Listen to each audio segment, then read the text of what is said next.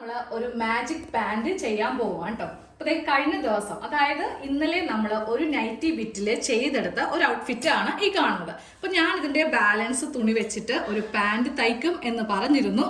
പക്ഷെ നിങ്ങൾ ഈ തുണി നോക്കിയേ, നമ്മൾക്ക് എന്തായാലും ഇത്രയുള്ള ഒരു കഷ്ണം വെച്ചിട്ട് ഒരു പാന്റ് പോസിബിൾ അല്ല അല്ലെ. പക്ഷേ ഞാൻ ഇന്ന് ഈ ഒരു പീസ് വെച്ചിട്ട് ഇതിന് പറ്റിയ കോട്ട് സെറ്റ് ആണ് ഉദ്ദേശിച്ചത്.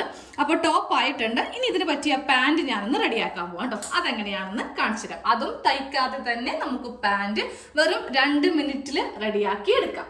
ആദ്യമേ ഈ ഒരു ക്ലോത്ത് ഒന്ന് രണ്ടാക്കി കട്ട് ചെയ്ത് എടുക്കണം കേട്ടോ. ഞാൻ ഇവിടെ ലെങ്ത് വെച്ചിട്ട് രണ്ടാക്കി കട്ട് ചെയ്ത് എടുത്തു. അപ്പൊ നമുക്ക് നല്ല നീളം ഈ ഒരു പാന്റിന് കിട്ടും. ഇത്രയുള്ള 2 പീസാക്കി എടുത്തിട്ടുണ്ട് കേട്ടോ.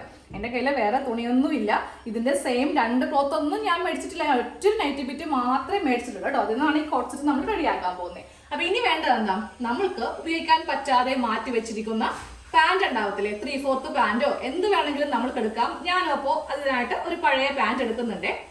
ഞാനിത് വീട്ടിൽ ഉപയോഗിക്കുന്ന പാന്റ് ആണ് കേട്ടോ. ഇതിപ്പോ അത്യാവശ്യം പഴയതായി. അപ്പൊ ഞാൻ വിചാരിക്കുവാണ് ഇതിന്റെ കുറച്ച് ഭാഗം അങ്ങോട്ട് കട്ട് ചെയ്തിട്ട് ഈ ഒരു പീസ് കയറ്റുവാണെങ്കിൽ നമ്മൾ ടോപ്പൊന്നും പൊക്കിയൊന്നും കാണിക്കുന്നില്ലല്ലോ അപ്പുറത്തേക്ക് പോകുമ്പോൾ. അതിന്റെ കറക്റ്റ് കവറിംഗ് ആയിട്ട് നമ്മൾക്ക് ഈ പാന്റ് ഒന്ന് റെഡിയാക്കി എടുക്കാം.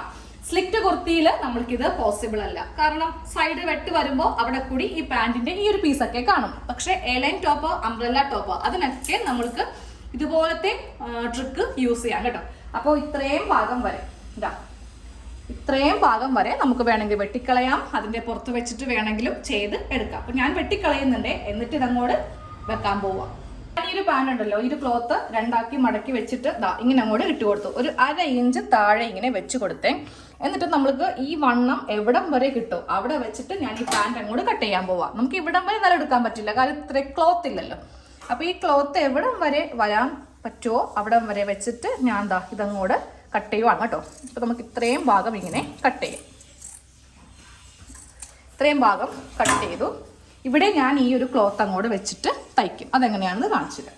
സ്റ്റിച്ച് കുറച്ചിങ്ങനെ ഒന്ന് നമുക്ക് കട്ട് ചെയ്തെടുക്കാം. എന്നാലേ ഇവിടെ നമുക്ക് ഇത് വെച്ചിട്ട് തയ്ക്കാൻ പറ്റുള്ളൂ. ഇതൊന്ന് ഫിക്സ് ചെയ്ത് കൊടുക്കാം. 2 സെന്ററും ഞാൻ ഇങ്ങനെ ഒന്ന് കട്ട് ചെയ്തെടുത്തു കേട്ടോ. എന്നിട്ട് ഈ 2 സെന്റർ വെച്ചിട്ടാണ് ഞാൻ ഇവിടെ ഇങ്ങനെ ഇതൊന്ന് ജോയിന്റ് ചെയ്യുന്നത്. ഇതുപോലെ ഇങ്ങനെ വെച്ച്, അപ്പൊ കുറച്ച് നമുക്ക് ചിലപ്പോൾ തുണി എത്താത്ത ഉണ്ടാവും. അപ്പൊ അത് സെന്ററിൽ തന്നെ കിട്ടാൻ വേണ്ടിയിട്ടാണ് 2 സെന്റർ ഇങ്ങനെ അടിച്ചിട്ട് ചെയ്യുന്നത് കേട്ടോ. കണ്ടോ, കുറച്ചിങ്ങനെ എത്താതെ ആയിട്ട് ഉണ്ടാവും. നമുക്ക് ഒന്നും നോക്കാതെ നമ്മൾ ഈ 2 വശം വെച്ചിട്ടാണ് നമ്മൾ തുടങ്ങുന്നതെങ്കിൽ, അതായത് ഇത് വെച്ചിട്ടാണ് നമ്മൾ തുടങ്ങുന്നതെങ്കിൽ നമുക്ക് അത്രയും ഇവിടെ കുറവ് വരത്തില്ലേ. അതുകൊണ്ടാണ് സെന്ററും കട്ട് ചെയ്തിട്ട് ഇങ്ങനെ ഒരു ട്രിക്ക് ചെയ്യുന്നത് കേട്ടോ. ഓക്കെ, ഒരു പാന്റിന് നമുക്ക് ഇത്രയും ലെങ്ത് കിട്ടും. ഇത്രയും ലെങ്ത്തിന്റെ ആവശ്യമില്ല.